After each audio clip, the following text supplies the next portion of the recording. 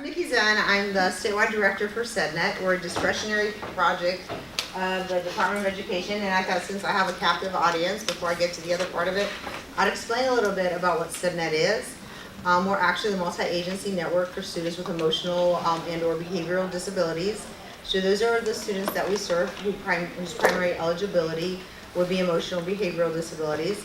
And what we were charged with is actually becoming a network with multiple agencies so that we can provide supports to families and children, both in schools but also within our community. So we try to stay connected with our community, so when there is some difficulties, we know who to call. And so that's what we're charged with, and who we really are is we're just a multiple agency. We include education, mental health, substance abuse, juvenile justice, child welfare, and of course families and youth, so that's why we're here. What does the acronym stand for? So it used to be serious emotional disturbance, and so we came into play back in 1981, and back then IDEA for students with emotional disabilities, it used to be called serious emotional disturbance. So that's where the SED comes from. We've changed our name many years ago, so that's why we're the multi-agency network for students with emotional and behavioral disabilities, but we still have the SED. So it's just been around forever, so they never changed the acronym. So today it doesn't really mean much of anything. Yeah, just easy to come off and people think of us as a rock. If you go to our website, it's sednetfl.info, you'll find these, if you go to the regions, you'll see that there's these lovely little yellow dots. If you scroll over it, they're connected to your county. It'll pop up the person's name who serves your districts or your counties. And you can contact them either whether it's by phone or email, and they'll be able to help and support you. There's also a statewide, you'll find my information there, but your local center project managers really are more aware of what's available at the community level to support our students. So please feel free to reach out to them. There's me, and we have an assistant director and a principal investigator. We're housed at the University of South Florida, St. Petersburg campus. So that's where we're located. You probably won't find us there because we travel a lot, visiting a whole bunch of different counties and doing wonderful things like this. So we work with our parents, we work with teachers, and we work with our community as well. Some of the things that we're charged with really looking at for students who have emotional behavioral disabilities is graduation and dropout. Can anyone think of why we might be looking at graduation and dropout? Because they're going to get in trouble. Well, because our kids actually have the highest rate of dropout and the poorest graduation rate of all children with disability. Or you're going to get special diploma. Well, we don't have a special diploma anymore in Florida, luckily. So we all work towards a gen ed diploma, but EBD tends to be the one that drops out. So we try and really focus, how are we going to keep our kids in? So we need to really work with our families as well as with our schools and community providers to have programs to keep them in and keep them engaged. And you can tell suspension and expulsion. So we really look at ways that we can do alternatives to suspension and expulsion with our kids, because they're the ones who are likely going to end up being in school or out of school suspensions. And then looking at transition IEP, what happens once they do transition. But transition from elementary to middle to high school, our greatest loss, we lose our students, they drop out between middle and high school. So these are our focus, and one that somehow got cut off that slide is obviously we look at restraint and seclusion. So, and reducing that and looking for alternatives. And so I have a card colleague here in the building, so in the room, so she as well, I'm assuming, works on some of the same indicators. So we're really focused on kind of looking for those alternatives and how we keep our kids in school to have positive outcomes. Most of the work in here is actually based on a book that's called Unstuck and On Target, and the authors really researched it with autism, with kids who had autism, and then they branched out and they started looking at children who had emotional behavioral disabilities as well as ADD and ADHD. And so they found that they had really great ways, they had a lot of positive outcomes when they started really tackling executive function. So we hope today that you're going to be able to recognize what executive function is, and more importantly, what executive function weaknesses are, and learn strategies that maybe we can look at increasing those executive functions. So I heard there's been a lot of breakout sessions on executive function. Yes? Yeah, there were a few. There were a few. Yeah. Okay. So I'm going to start basic because I want us all to be on the same page and kind of really recognize what those are. So executive function and self-regulation skills. So self-regulation skills, meaning those skills that we need to control our bodies and our thoughts and our behavior, what we say, what we shouldn't say. Those are really part of executive function. Self-regulation tends to have a lack of inhibition being another executive function, and these reside in your prefrontal cortex. So when your brain's actually developing, we start out and we develop very primitive primary survival, so breathing, being able to breathe, and just take care of ourselves as just our basis. And then as we're safe and we feel safe, then we start developing other skills. So our brain doesn't develop, it's not fully developed once we're born, but it continues to develop into our early 20s. So, and our thoughts and the way we think and the problem solving capabilities we have. Do I have any grandparents in the room? Okay, so for grandparents, are your children older, like in their 20s, 30s? We have both. Okay, so can you remember any of your children in their 20s when maybe you had an aha moment and they went, oh yeah, that's why you told me that? Can anyone remember that? I love when he looks back and he's like, Mom, I'm getting paid back. Yeah. Right, so you think, why couldn't you think about it? I had my child call me. He was 25 and in pharmacy school. And so he said, hey Mom, you were right. 25. Hey Mom, you're right. I said, oh, hey, so Sebastian, what was I right about? And so he said, if I study, I make A's. So at then I knew, right, something changed in him because he got it. So I knew that his prefrontal cortex was finally at that stage of development where he could follow a concrete argument and come to a logical conclusion. We tend to think that children this old can do that, but they can't. We tend to think when they turn 18 that they can problem solve, but they can't. And so the brains are still developing, and those are our higher thoughts, right? Our problem solving skills are our higher skills that occur in our brain, and they're the last ones to develop. Yeah. So when for our younger parents, just you're going to 26. have those aha moments. We're just sorry you're not having them now. So our executive functioning, a great way to think about it, like really what it is, Harvard has compared it to an air traffic control. Right, so you have, if you're at an airport, you have all these planes coming in, right, and you've got to figure out which one's going to land, which one's not, and so if you think about that, if you can visualize, if you're a visual person, and you can visualize an airport, they've got to direct everybody down. Well, your brain's kind of the same way, so it's taking in all this information, and something's got to direct it. So that's your executive functioning, as to what you can take in and what you can regulate. And so that's a great way to kind of explain what your executive functioning is. What are the basic skills that we really look at? Working memory.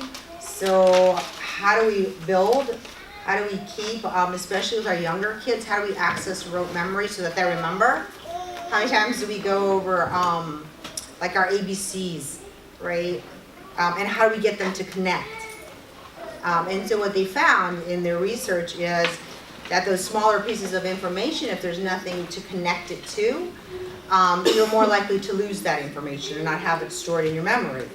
If you have prior information or knowledge that you've connected to, then you're more likely to recall it and to be able to get it. Because we have short-term memory, which is those short spurts of memory, and then we have long-term memory, which is the memory that goes into your mind, it goes into your brain, and then you have to be able to recall it. So we not only store it, but then you have to be able to recall it. Some of us have weaknesses in recall, but some of us actually have weaknesses in being able to get it there in the first place. So that's an executive functioning of how your memory is sorted and shaped. And another one is mental flexibility. And I think we just went like through Memorial Day, and we have 4th of July coming up. So have you ever been shopping maybe for a holiday and you decided, I don't know, you wanted to make a recipe and you wanted to have like red, white, and blue Jell-O.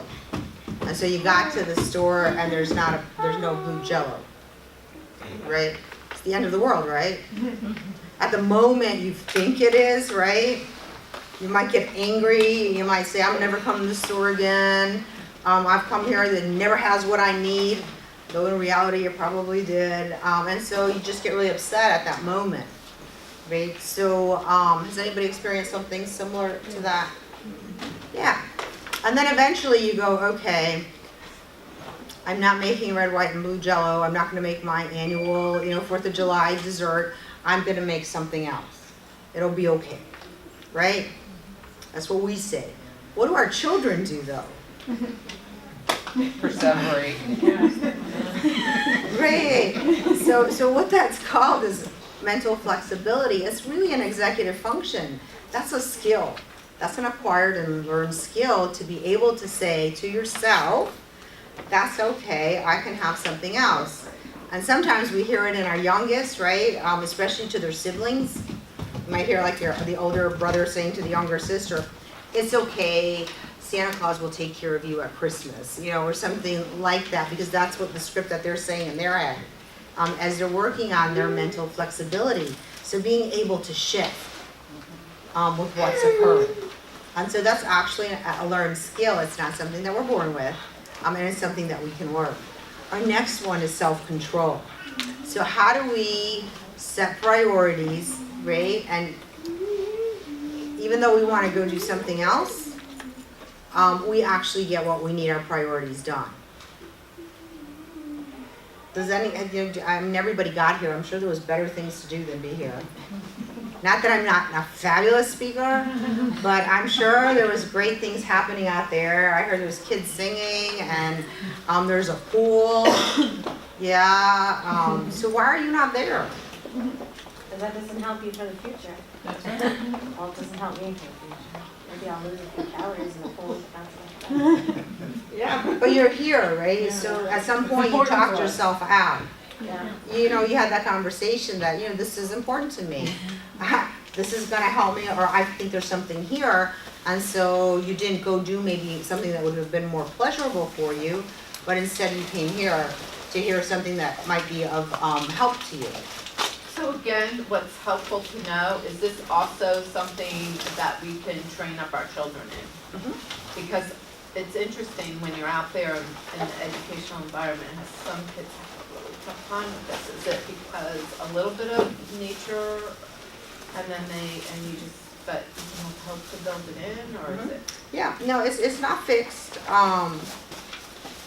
So you're just kind of going before my slide. That's okay. Yeah, no. No, because Great. it's Great important segue. to know what it is, but also like so what if this is a challenge for you? Right. So we're not born, right, with the skills, and they're actually fractionated. So it doesn't mean that they're all in a series, and if you don't get the series, too bad, so sad. But they're also plastic. So there's a plasticity to them, which means they can be this little, or with time and skill, they get this big. And so you can always build. Oh, sorry.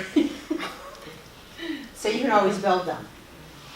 And the other thing is they're needed for everyday functioning, right? So we know that if our kids have all these skills, they're going to do much better.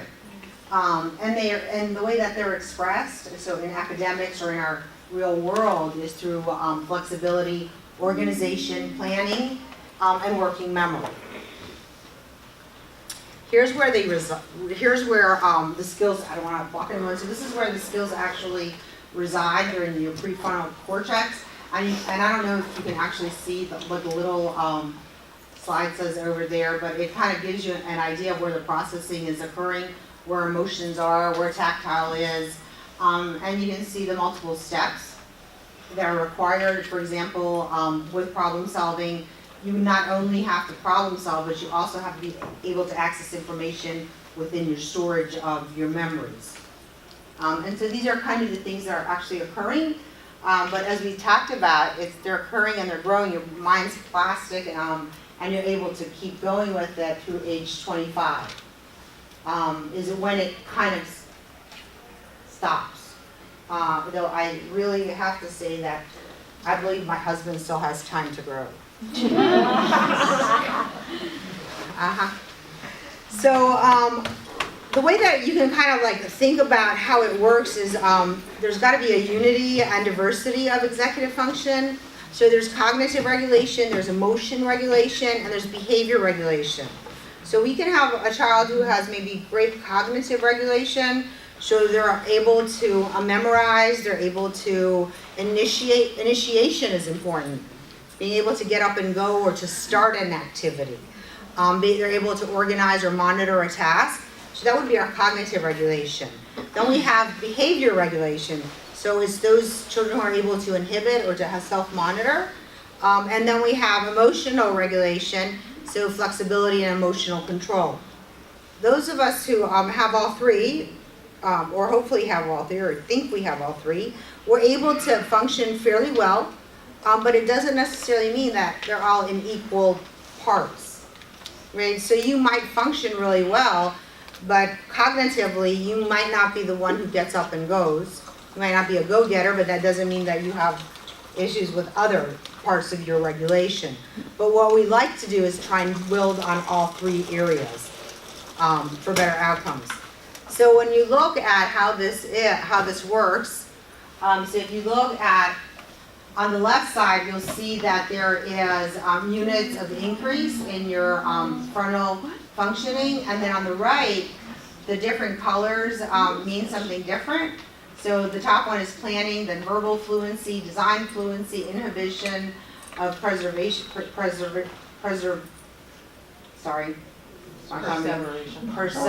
thank you, and set maintenance. And so underneath there, you'll see the ages, and they're 5, 8, 11, 14, 17, and 20. So what do you see there? A lot of things, like 14 is a big thing, I guess. I don't know what I see there. Well, for the inhibition, yeah, it stays constant at some point. Yes. Right, so what you're seeing is that like right around 14, some things kind of are there, so design fluency, and that's kind of like your artistic, being able to draw. So that kind of drops off at 14. You're almost there as to how good it's going to get, unless you work at it, because things are plastic until you look at maybe 25, but then you can still work on it after that. But then if you look at when you really start to go up to things like planning, being able to plan, and when we talk about plans, we think about plans like I can plan for vacation, but planning can be something simple, as simple as I need to complete my homework. How do I do that? That's planning. I need to get my pencil, right? I need to get my paper, and then I need to get another paper that I'm going to write on, and I need to remember where my teacher told me I had to put my name on the left side or the right side, and then I need to remember. So you see all this planning that takes place in just getting out a piece of paper?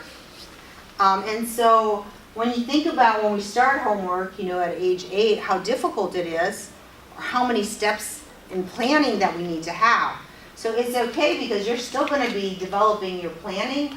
See, that's all the way up to 25, your ability to plan. So some of the supports that we've seen through Unstuck and On Target is really explaining to parents as well as to teachers that you got to figure out where they're struggling in that planning phase. Is it that they can't do the homework, which is generally what we think, or that they're lazy and they don't want to do it? Or are they lacking initiation to get out piece of paper to start, because if they don't have that cognitive initiation, they're never going to take out the paper. And so what happens when they're home in the evenings and they're not taking out that sheet of paper? The rest of it get done. It doesn't get done, or you get to be what? Assuming parent might be. You get to be their executive function, actually. You become their executive function called initiation. So if you never teach them how to initiate, guess what happens?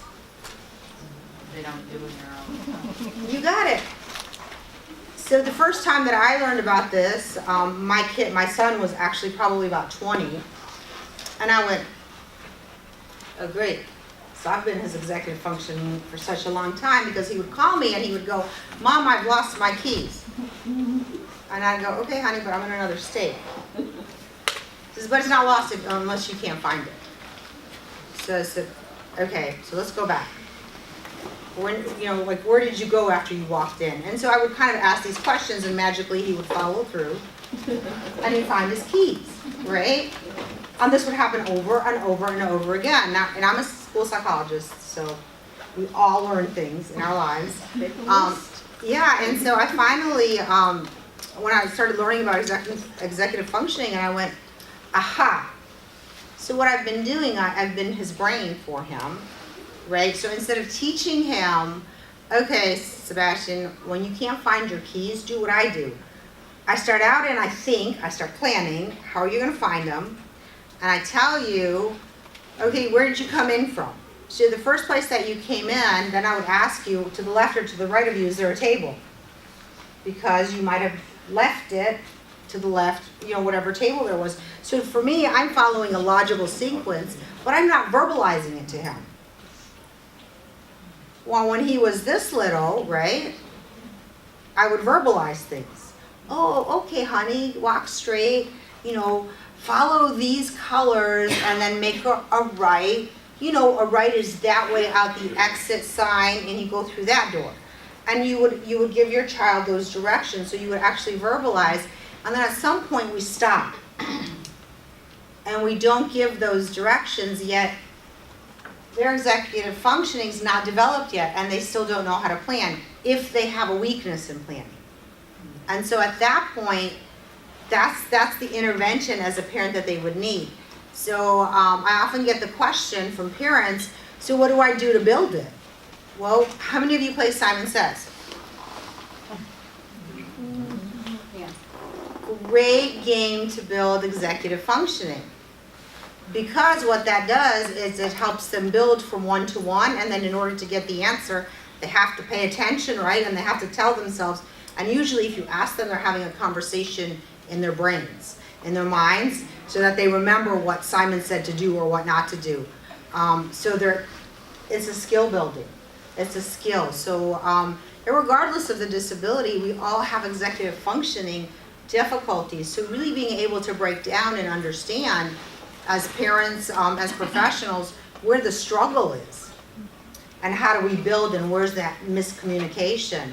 And so maybe if you have a child who's struggling, if your child's struggling, you want to have those self-talks and help talk verbally through. And so when does this stop? Well, it actually never stops until maybe you get to 25, and then you know what your weaknesses or strengths are.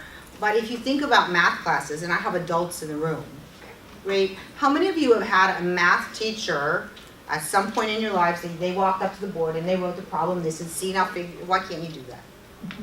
Have you ever had that? Yeah.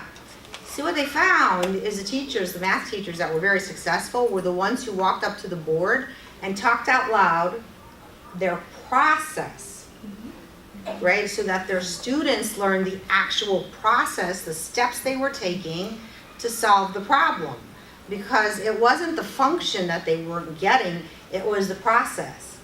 So the more that we talk to our children, like what's actually going on in our brains, because we have those conversations, right? We don't think about them because for us they're automatic, but there's an automatic planning process that's occurring in your brain.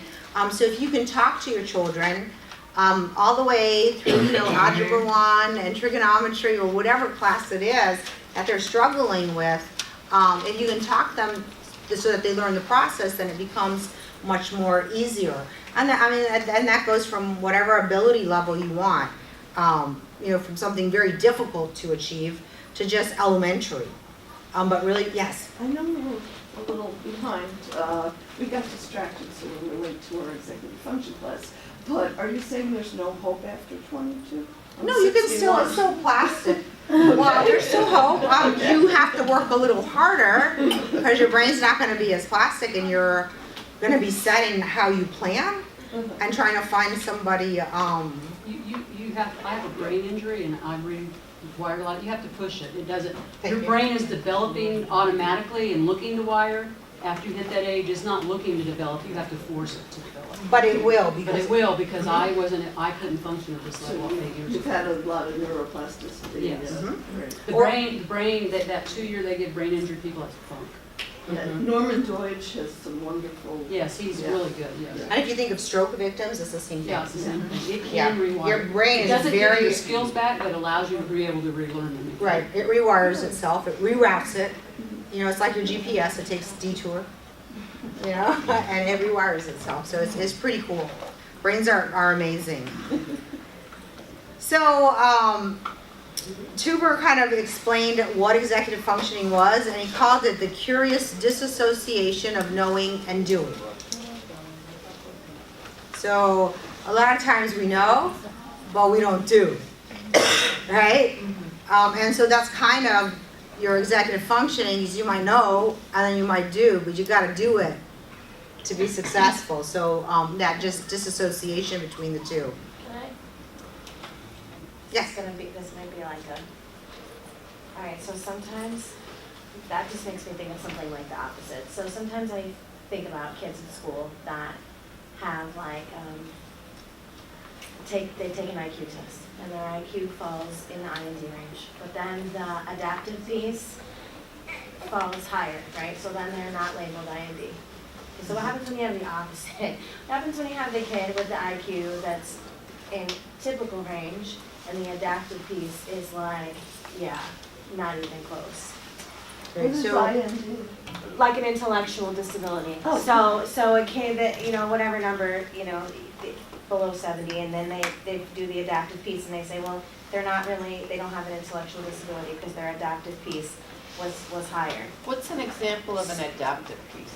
Like Adaptive a work functioning, function, so how like they- another yeah, like they give some parent rating skills, and oftentimes what happens is the parents, well, what I see at the school is that the parents rate the kids a lot higher on the things, and so then they don't, they can't qualify them for having an intellectual disability because they say that their adaptive piece, that, I don't know. You're also describing a typical person on the autism spectrum, like Aspie's and all that, where they're here and they're here, you know, on different.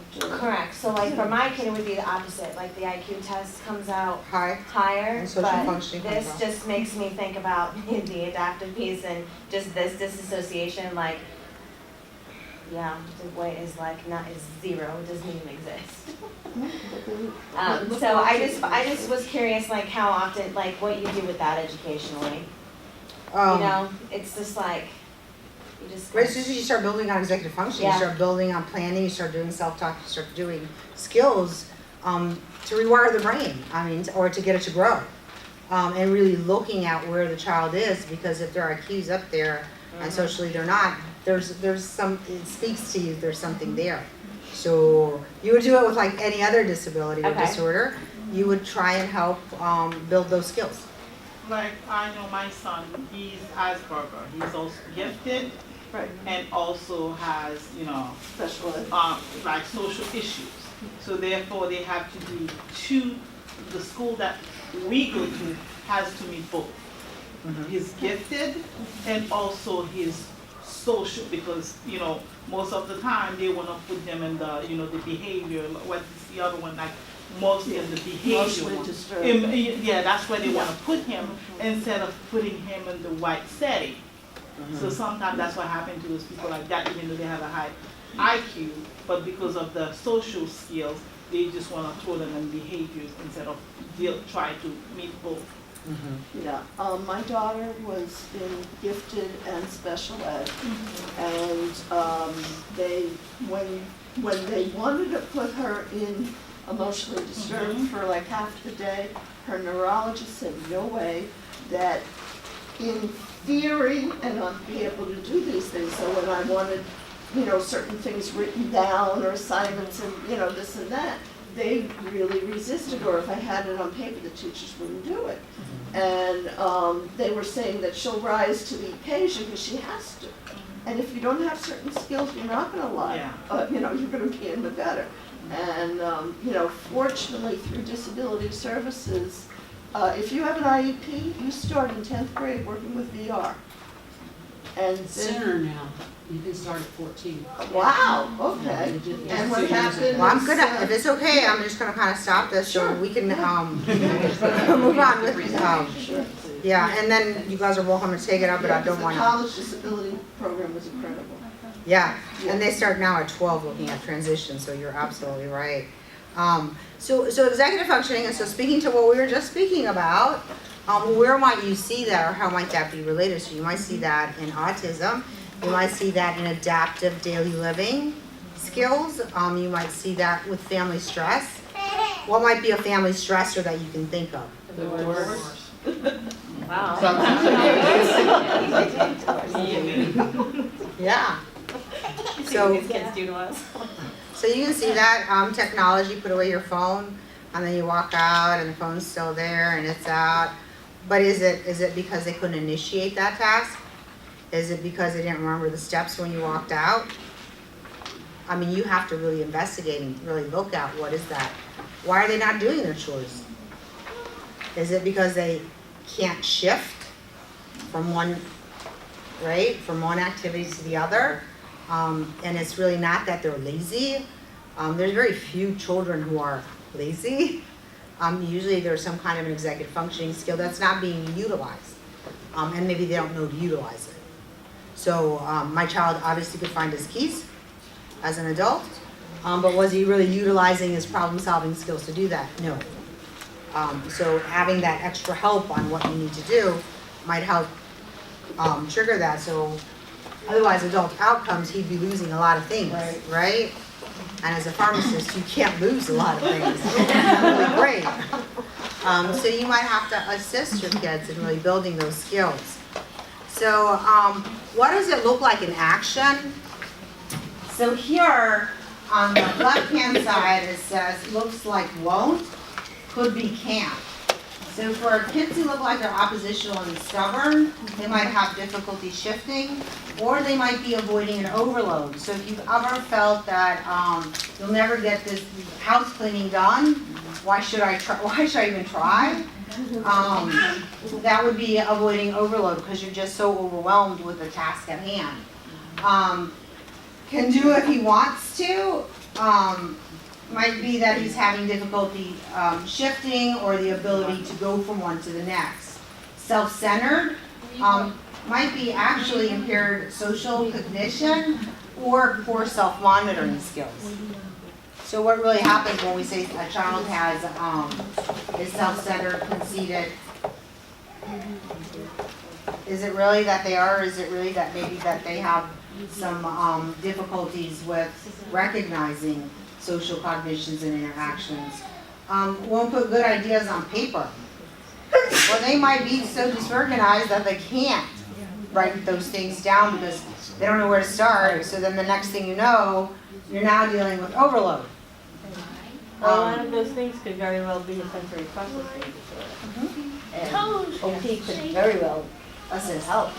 Or as parents you can. yeah, and a combination of OT and his parents and Yes. education. Absolutely. You know. Everybody together. Would global apraxia have any role in that?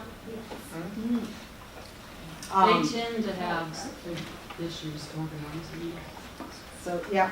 this developmental coordination. I only tell. Yeah, so you might see some sloppy or erratic work. So they might have poor self-monitoring, so they're not really looking to see, am I being sloppy? Am I continuously monitoring the quality of my work? Right? So how many of kids do that? Well, it's also distracting. No, I mean, how many kids do you know that actually monitor the quality of their work? Think about kindergartners now. I'm a teacher, it does not happen very often. Thank you. Thank you, yeah. You have to tell them or remind them or give them little notes on their desk or something like So that. you've got to be there Or executive even your high functioning. kids that are, you know, you still have to. So is perfectionism different than that? That would be the Well, opposite. they know if they're a perfectionist, they're actually self-monitoring, they may have a strength in that executive functioning. Think about that. And How a the lot of my different- students though that are perfectionists, it's a major anxiety Yes. issue. Yeah. And If it's it's not almost, right. it's almost Yeah. too much, you know, it was perfect, what I would say was perfect, and they don't think that's perfect. It just goes too much past But it. their executive functioning when it comes to self-monitoring is a strength for them, because Okay. obviously they're It self-monitoring. wouldn't be like skewed a little bit because. Oh, yeah, it's Okay. almost perfected, what I'm Okay. saying, but it's not a weakness, so you're not gonna, Okay, right, you're not gonna build on that one. Doesn't care what others think, they might have an impaired social cognition, so it doesn't really matter to them. Remember those circles that we were looking at, or poor self-monitoring, so they say something, right, and they don't look for the reactions to start to monitor what they're actually saying. So what does cognitive inflexibility look like? Can't or won't. Accept feedback, different opinions, ideas, transition. They might have difficulty handling frustration. Start something they don't want to do. Once they start a meltdown, they may not be able to stop the meltdown. So that's your cognitive inflexibility. Stop doing something even though they've been told to stop. So can they actually move from that one to the other? And if you're around a lot of students or children, you can see what that looks like. Which children are having difficulty cognitively shifting from one to the activity to the other. Avoid shutting down when something's challenging. They might not be able to, if it's a challenge, they might not even want to try. They might stop correcting people, let other kids take the lead when playing. That might be really difficult to let them do that. So inflexibility risks and accommodations that you might try. Difficulty with violations of expectations. So if you set out a rule, basically, and they're not following, you may want to try using some schedules, routines. Help them predict change so that they know when change might occur. And have a flexible adult. So the adult's the one who's got to really be flexible because they have a weakness in that area. So rigid interpretation of rules. We would need to respect the need for clear, explicit expectations for the kids who have those. And as someone said, gifted. Yes. So I imagine there's some issues there with the rules. And they're very rigid in their interpretation, so the world's black and white, and that's it. Yeah. Right? So as adults, we've got to be flexible and be able to explain why it's not. And I like your running theme of the flexible adult. Yeah. Well, yeah. They used to tell my daughter when there was going to be a fire drill, even though they didn't tell anyone else. Yeah. Because they didn't, when things don't go as expected, they didn't, Yeah. So some of the other things are overwhelming, intense feelings. So allowing them to have breaks or even downtime so they don't get there. Problems negotiating. So teaching things like compromise. Explicit etiquette rules, you've got to teach those. And of course, again, a flexible adult. And that's what they found is in their research was one of the key components was the flexibility of the adult when we were paired with the inflexibility of the child. Repetitive behaviors, intense interests. For that, you want to decide where they can or can't happen and agree on a sign of when enough is enough or when it needs to stop or what it would need to tackle. I have a flexible adult question. Yes. So, our child has autism, he's also bipolar. And we have schedules, we have routines, we have visual schedules. We do a lot of these things. Sometimes when we feel we're being flexible, to what extent do you go with your flexibility to the point where you have lost your role as the Your parent. authority, yeah. You know what I mean? Like, we always give choices, so, and there are always things that I want, but, you know, choices so that there's some control for him, he needs that. And we always follow through, so if there's a gigantic meltdown, at some point before he goes to bed that night, even if it's 5 hours, 6 hours later, we will complete the task. But, you know, I think that's what you're talking about, flexibility. okay, To know that now is not the time to complete it, and then we'll go later and we'll finish it. because there's so many times we feel like I'm giving in, or I'm not parenting properly because I'm being too flexible. Right. I So was it's- thinking that too, when you kept saying flexible adult, I kept thinking to myself, really? Because when I go to his IEP, I'm like, I don't want a flexible adult, I want someone that he can't. Yeah, so when you were saying that, I'm thinking to myself, well, I must have this wrong, because yes, my kid definitely has executive functioning Well, issues, try but and inflexibility, being unable to shift, uh-huh. right? So that's, you gotta look at what the executive functioning is when you're looking at this, right? So if that's where their weakness is, you've gotta have a flexible adult who knows that right now is not the time to complete this task, but we'll come back to it later, we'll explain it, and we'll get the task completed. So as long as we at some point complete Yes. that task, Right. then I haven't lost my power as a parent. I mean, and as a teacher, I do the same thing, but it doesn't bother me as a teacher to be that flexible because I didn't give birth to that child. And, do you know what I mean? And I'm not the only person helping with this child, you know? But as a parent, sometimes I feel like, no, I have asked you to do this, and I've given you all these choices and all of these, you know, ways around it and accommodations to get you to that point. I don't want to be any more flexible. You know, and we wonder, by both my husband and I wonder, are we being too flexible sometimes? So we do trauma-informed care training. Trauma what? Trauma-informed care training through SEDNet. And we have this great visual, and obviously I don't have it on this slide in this presentation, but we talk about, would you teach a child how to swim in the middle of a hurricane? Take them to the Gulf and teach, why not? It's not safe. He would fail. It's not appropriate. He would fail. Not the right Turtle time. off for the boy. It's not the right time, you know. Right. So sometimes when we say you gotta be flexible, even as parents, none of us, I mean, I don't know if there's a perfect parent in this room, please, raise your hand, but none of us were ever able to have that authority or have that parent power. You know, you wanna make sure they're not hurting themselves, right? So above everything else, safety comes first, right? And we don't want them to be miserable. And we want to make sure they know they're safe and then teach when the hurricane's over. Well, so my daughter's psychiatrist had us stop, our biggest battle was her hair. And at one point he said, give up on this, because if the stress was overwhelming the whole relationship, he said, you gotta choose your battles, Right. and that stress made us ineffective in anything Right. from the resistance. So it might be something like that where you decide what can happen, when it can happen, and then agree on it and move on. It may not be where you want it to be today, but you're gonna be working on that. So yeah, be just as flexible with your child as you are with your students. So this is kind of looking at some of the strengths of the inflexibility. So they tend to be experts in areas they're interested in. They tend to persist. They tend to be loyal. They tend to be reliable. Routines that don't interfere. Their inflexibility is adaptive. So it limits unexpected overloading events. So as they grow up, right, children who have inflexibility issues, even if it is becomes a strength, this is what you'll kind of see. So not a bad thing. Just kind of working with them. Organization, integration, setting and understanding goals, prioritizing, identifying main ideas, and organizing thinking.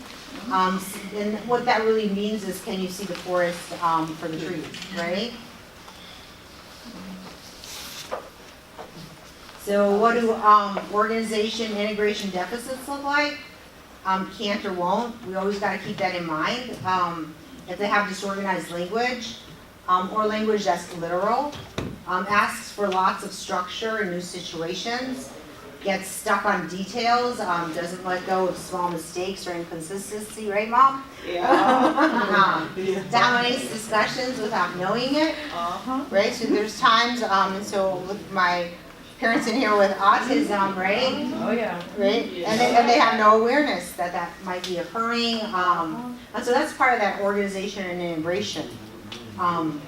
Skill doesn't set goals, trouble learning from mistakes, poor written expression, because they can't really organize their thoughts. Draw meaning, it's kind of difficult sometimes to draw meaning from the reading assignments because they can't organize the thoughts to actually get up to that logical conclusion of what it meant. Know what to study for in a test. What So, about not being able to plan how long something can take? That was always Oh, an so issue. that's a really great one. She could never estimate time that a project or something. So that's actually a really good one. So, how many of you have taken like a multiple choice test as a child? And you were told you had like 30 minutes to complete it, right? So there's actually, we have an executive function called time sense.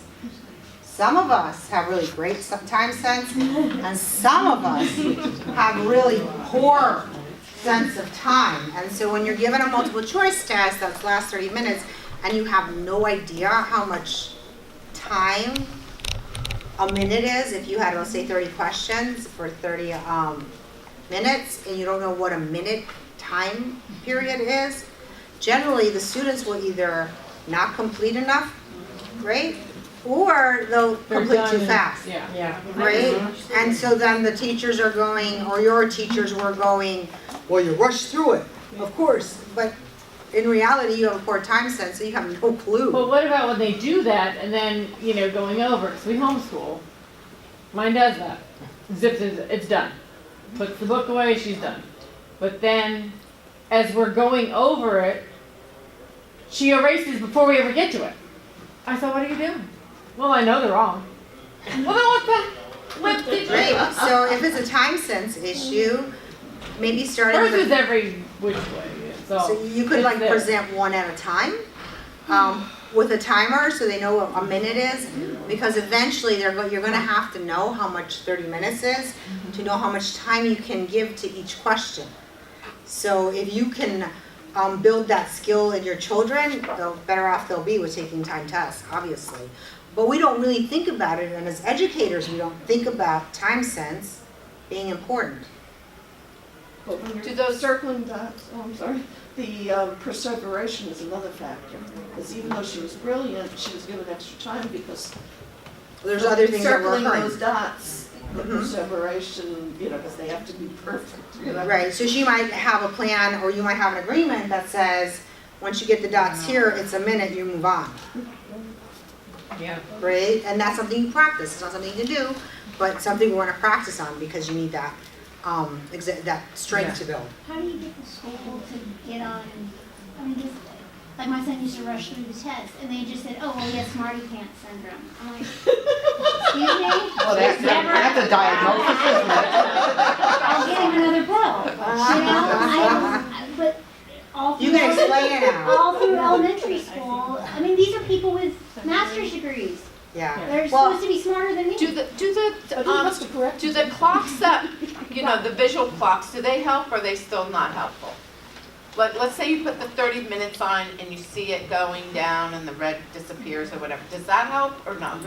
Yeah, it's some kids it helps and other so kids they it can gives know, them like, anxiety. you gotta help them, right, Yeah. right, and you gotta help them and give them those clues so they know, hey, Hey, you just, Because if- you only have 5 minutes left.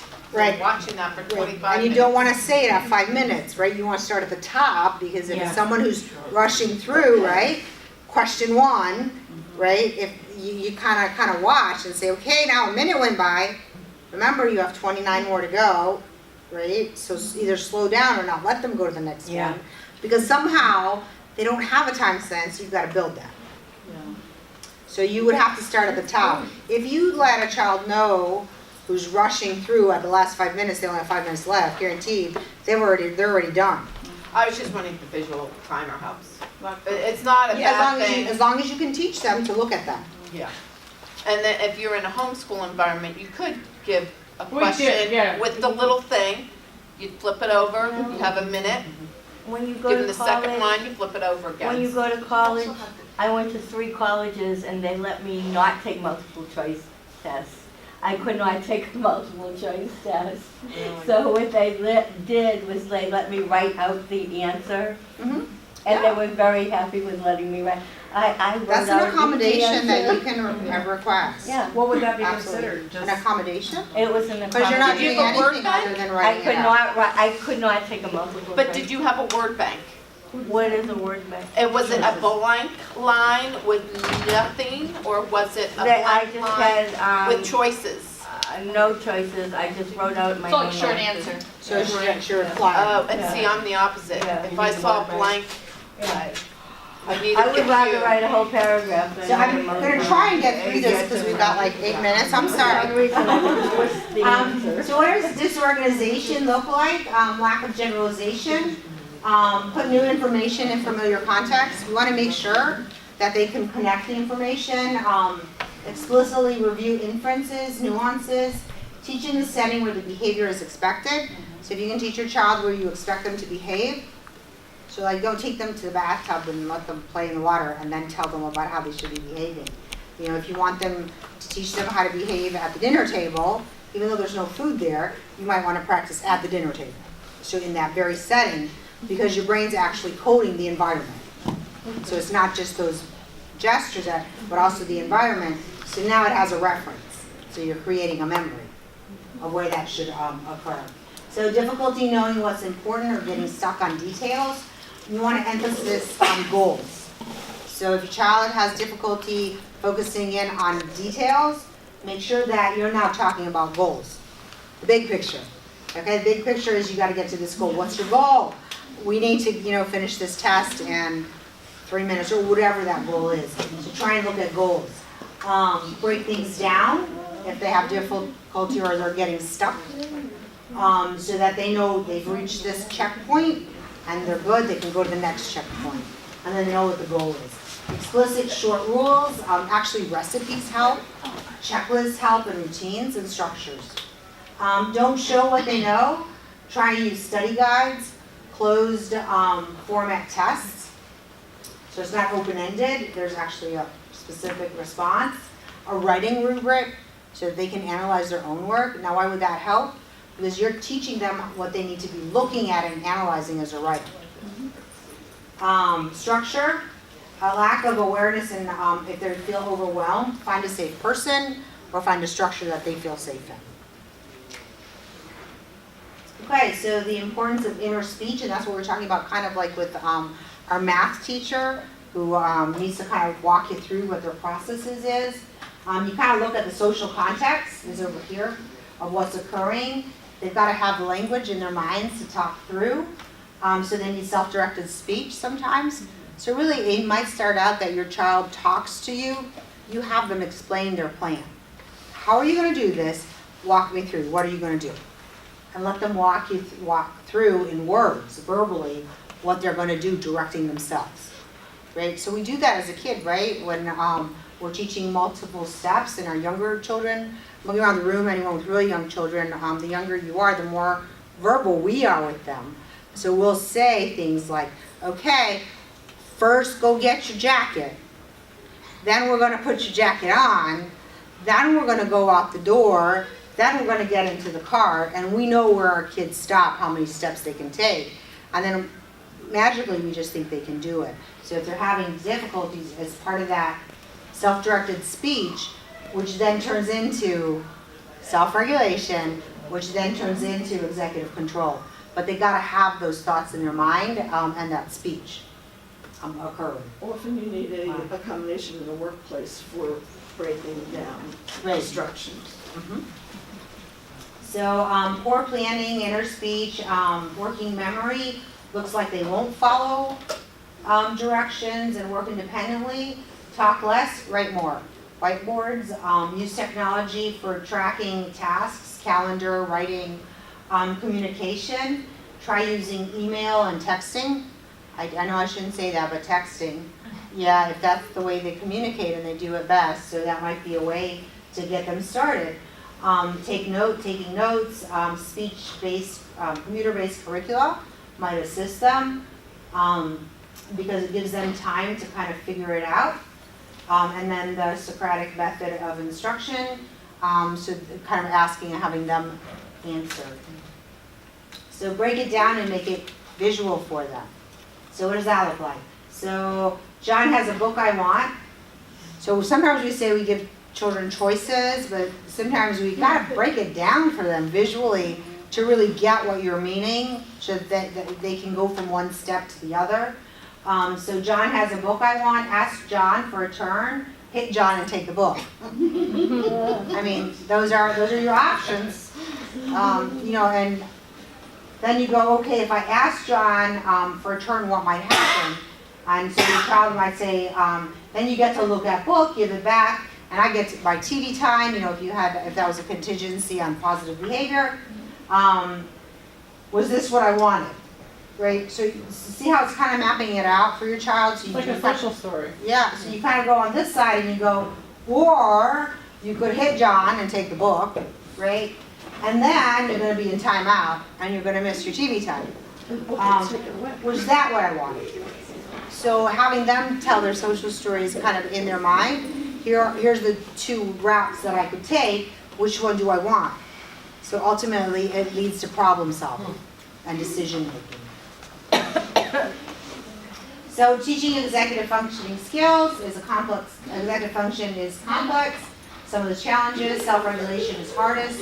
Of course, it's when we need it to be the most, like in church, right? Those meltdowns happen at the most inappropriate time, or in the classroom, when the teacher's being observed and the principal's there, so you can't teach doing without doing.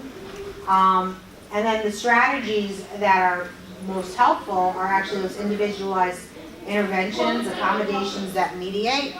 Those accommodations that kind of help them get their own executive functioning, not be their executive function. Teach regulatory scripts and vocabulary so that they can become automatic. So kind of like what we were just looking at, the visual of how that looks like and what the choices are, and letting them see that.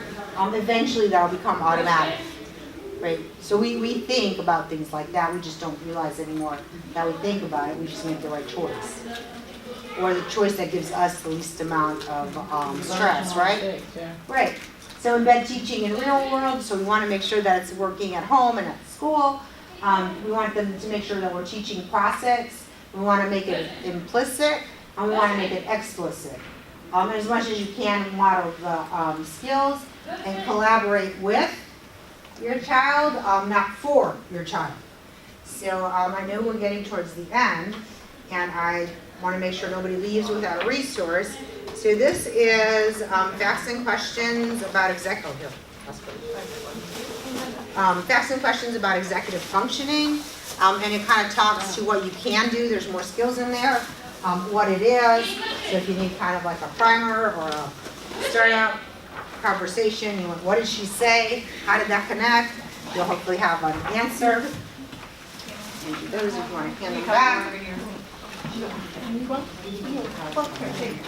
No. But you can email me and I'll be happy to send it to you. Yeah, every year I come, sometimes there's a lot of people and sometimes there's not. Take for channel. So I didn't make copies of the PowerPoint, but I'm happy to share. Thank you.